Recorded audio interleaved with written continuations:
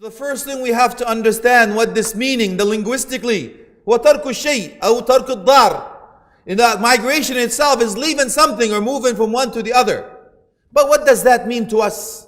According to the hadith that is sahih, he says al-hijrah. What is migration? He says the hijrah of tarku ma Allah subhanahu wa ta'ala is the dislikes. Leaving that what Allah subhanahu wa ta'ala forbids. Al-hijrah min al-dhulumati ila al-nur. Migrating from darkness to light. Migrating from slavery to freedom.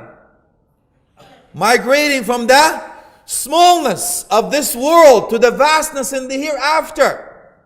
Migrating from a aqeedah that is fasida, a belief that is spoiled. Migrating from being a slave to being a slave to Allah subhanahu wa jalla fi'ula. Migrating from you being in love with yourself and hawa and nafs wa dunya wa shaitan. Being enslaved to your whims and desires and the worldly affairs. And that which is conceited within you to the love of Allah subhanahu wa jalla fi'ula. Migration from the tajarrud, taking off the clothing of pride and arrogance, not dignity. Migration from disbelief to belief.